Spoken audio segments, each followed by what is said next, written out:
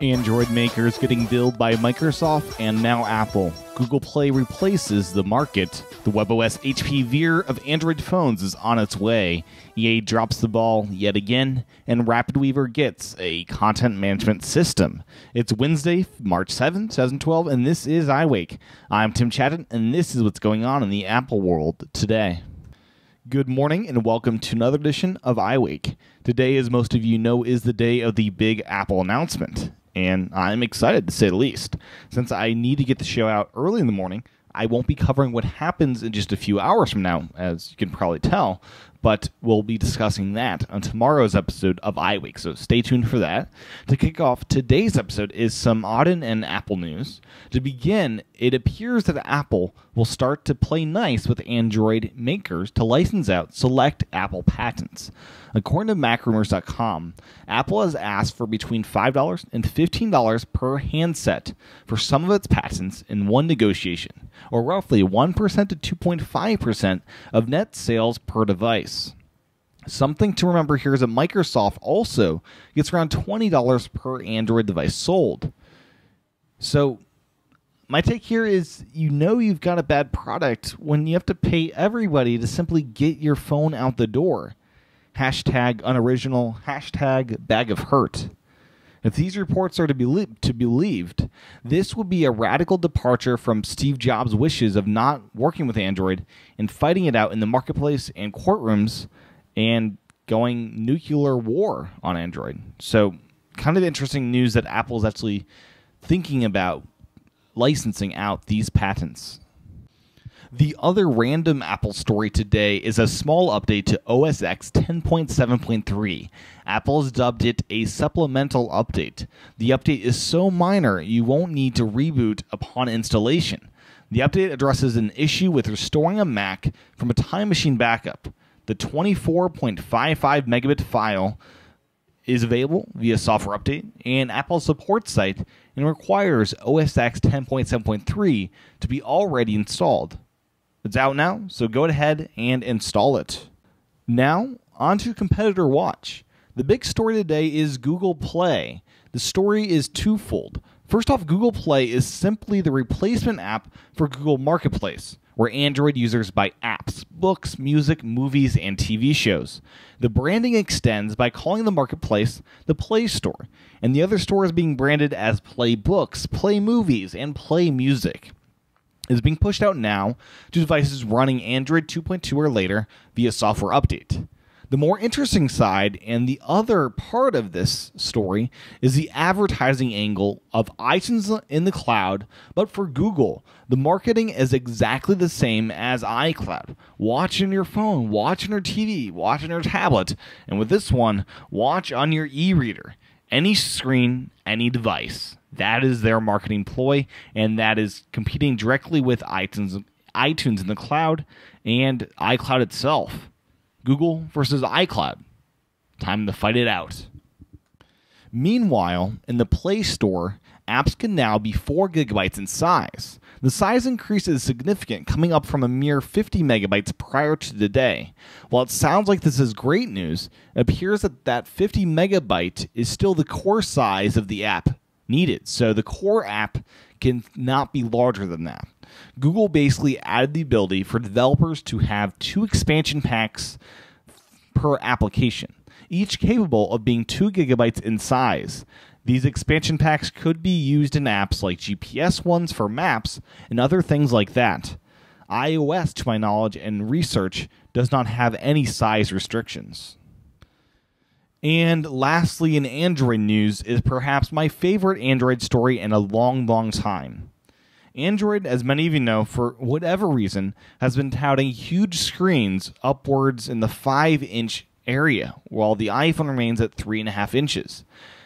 Huge screens that have no business being on a phone. Well, Samsung has just announced the Galaxy Pocket that features a 2.8-inch screen with a 240 by 320 QVGA resolution, an 800 megahertz processor, around the same as the 3GS, 3 gigabytes of expandable storage. I'm already in love with this Samsung Pocket. The HP webOS-empowered Veer was a similarly tiny phone with beefy enough specs to warrant full-time use, and that HP Veer, is one of my favorite phones ever made. And I bought, I think, around 2 or 3 of them just to make sure I had one if one died. I love this tiny option, and hopefully Android is usable on a small screen. It has been mentioned before that Android is on big screens for a reason. It's that it doesn't work with small screens. The touch targets are too inaccurate or some other rational reason like that. So time will tell if this will work out for Samsung, but I really hope it does, because going to a smaller size screen, I think, is the way to go. Get rid of these 5-inch plus mammoth phones and move back to a normal size that actual humans desire. Before moving out of competitor news, I wanted to mention that Parallel 7 has been updated to work with Windows 8 and a counterpart iPad app that will let you play around with it on a touch environment. Thanks to TUAW for pointing out this update. So if you want to play with Windows 8, go ahead and download the preview edition, the demo copy of Parallel 7, or shout to Cash to buy it yourself. Now, on to a bit of accessory news. To begin is a new stylus that is in the development stage right now, kind of the prototype level.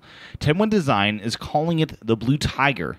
The stylus connects over Bluetooth 4.0 to support pressure sensitivity, palm rejection, and even finger rejections, and much more. It was developed and promoted for the upcoming iPad, which is expected to include Bluetooth 4.0. The iPhone 4S already includes such technology. I guess we'll find out about this 4.0 stuff later today. 10-1 Design is in my top 10 list for Apple accessory makers, and this product looks to be one of the greats and perhaps the best stylus option to hit the market. More information about this is available at 101design.com/Blue Tiger. In other accessory news is an upgrade kit for iMac owners. The new kit from iFixit allows you to install a second hard drive inside of the iMac. According to them, we've combined all the components you need and set the price at $70, and you'll be able to use the clearest, bestest instructions on the planet to perform this install for free. Check out the 21.5-inch iMac and 27-inch iMac dual hard drive instruction manuals to get a feel for the installation process. The instructions are as clear as can be, but the procedure is still pretty involved since you have to remove the LCD to get inside.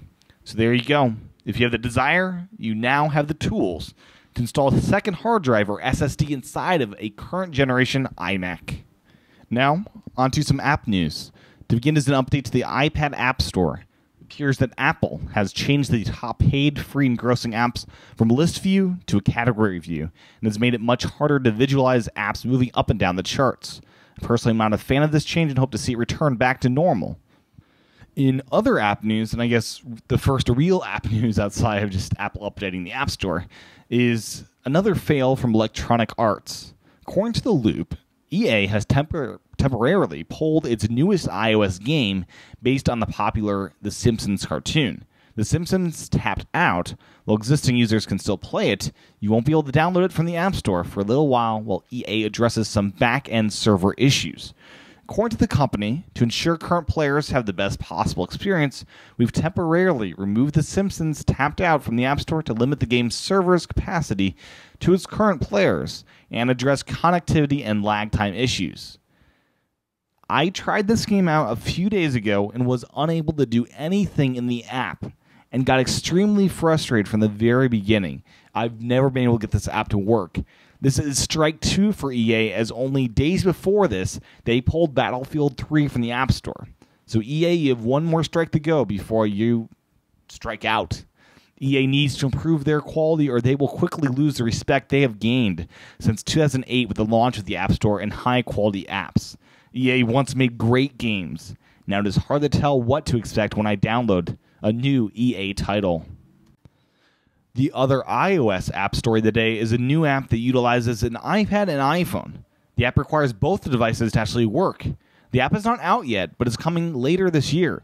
According to Engadget, the Few Tele is a dual-device ukulele synthesizer, and it connects to the aforementioned iOS devices, that is the iPad and iPhone, through Bluetooth, creating a virtual 4-string strummer on which to throw down a soulful rendition of Tiny Bubbles. Users get their groove on by touching the iPhone to select up to 12 chords per song and using the iPad to strum away. Chord sets can also be changed on the fly. Amido, the developer, says the app should drop sometime in April, which is just 1 month away. And I'm hopeful this app will utilize Bluetooth 4.0 to showcase how awesome that technology really is. So this is going to be a sweet app, and I can't wait to try it out. In Mac app news are 2 notable stories. First up is a fairly big update to Skype. Version 5.6 includes the following: automatic updates, improved UI for group video calling, new full-screen mode in OS X Lion, ability to delete conversations, and the ability to disable audio gain control. The big ones for me are full screen mode in Lion and the audio gain disabling feature that has plagued many podcasters, including myself, for many, many years. It's available today over at Skype.com. Closing out the show today is another big release for the Mac. It's a content management system for RapidWeaver. For those that don't know, RapidWeaver is a Mac app that I use to create websites, including the one found at iWakePodcast.com. RapidWeaver is a fantastic app that brings usability, ease of use, and power features all in one nice package.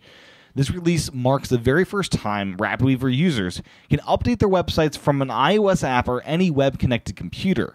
This $30 add-on entitled Armadillo lets you add posts and upload media to your site from almost any computer in the world through this advanced content management system. This is the first time any CMS has ever made it to RapidWeaver, and it's exciting to see version 1 finally hit. I'll be switching over to it once I get a handle on how this works and how I can make it as beautiful as the built-in stuff. So far, so good, and I'm excited to see where they go with this. Before leaving you guys today, I just want to mention that I'm going to be starting to release video versions of this podcast you're listening to now. I'm going to begin by simply converting the enhanced AAC to a 4:3 aspect ratioed video that you can play in YouTube. The YouTube channel to follow is at the T-Chatin channel, my personal channel that I'll be using more and more for other types of videos besides iWake. But I'll be posting all of the iWakes as video files and video episodes they can subscribe to over at T-Chatin, T-C-H-A-T-E-N, and you can get the show that way as well. In the future, I'll be expanding the video out to include things like recording me actually record the show and perhaps video excerpts of things that are mentioned in the news. And it'll be a little bit different format as I move forward with this new video project, and I think it'll be a good way to do this show as well as the audio. It'll be on YouTube and perhaps Vimeo, but mainly just YouTube for now. So if you want to find that and start getting the show that way, you can do that over at youtube.com/tchatin. So there you go. Well, that's what's going on in the Apple world today. If you like this show, head on over to iTunes and leave a review. I'd love to hear from you there, and I'd love to hear from you via email. You can email me at iwakepodcast@gmail.com. And don't forget to subscribe to iwakepodcast.com/again.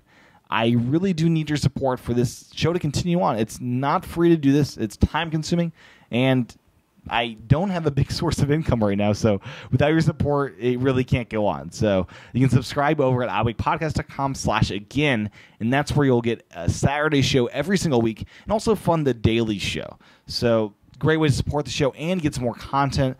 The Saturday show is a little bit different in format. You'll get interviews and just discussions instead of the scripted out show that I do every weekday. You'll get this more free form, and I hope a fun format for the weekend. So that's that. Join me tomorrow for another edition of iWake.